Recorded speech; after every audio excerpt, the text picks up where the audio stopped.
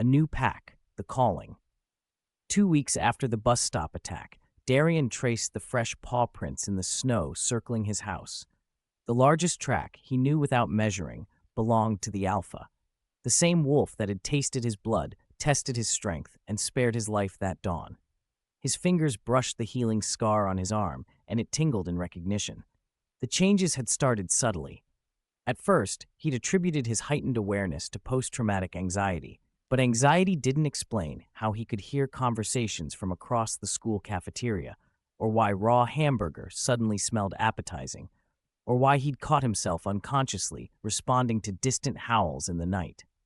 Darian's new status at school might have been satisfying if he wasn't so distracted by his transforming senses.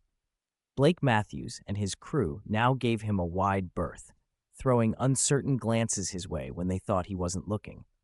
But Darian could smell their unease now, could hear their whispered conversations. Something wrong with his eyes. Did you see him in gym? Moving different. That wolf attack messed him up. They had no idea. The first time he saw the pack watching from the forest edge, he was in his bedroom doing homework.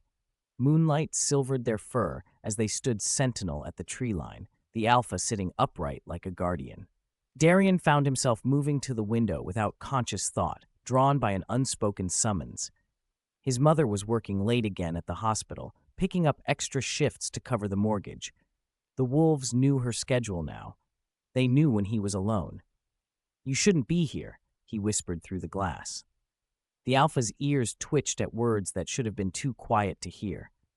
The changes accelerated after that night.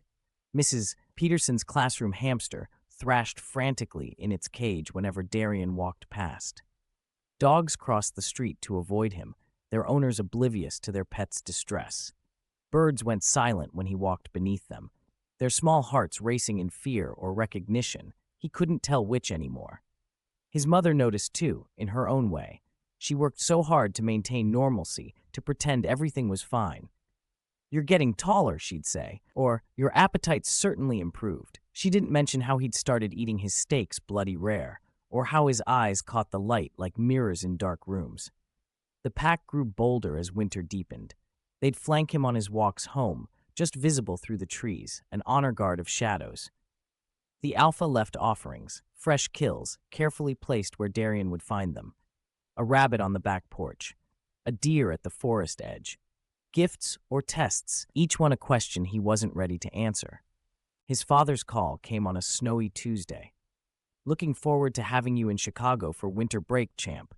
Get you away from all that wilderness for a while." Darian had stared out at the falling snow while his father talked, watching dark shapes move through the white curtain. His scar ached with each word about returning to the city. That night, the dreams intensified. He ran on 4 legs through moonlit forests, snow spraying beneath powerful paws. He woke with the taste of deer blood in his mouth, tangled in sweat-soaked sheets, and heard the pack's howls calling him home. The decision came on the winter solstice, the longest night of the year. Darian sat at his desk, staring at the acceptance letter to his father's preferred Chicago prep school. His mother had left a note about picking up extra shifts, apologizing again for not being home more. Through his window, he could see the pack waiting at the forest edge, their breath steaming in the frigid air. His phone buzzed. Blake, of all people, had texted, "You okay, man? You seem different."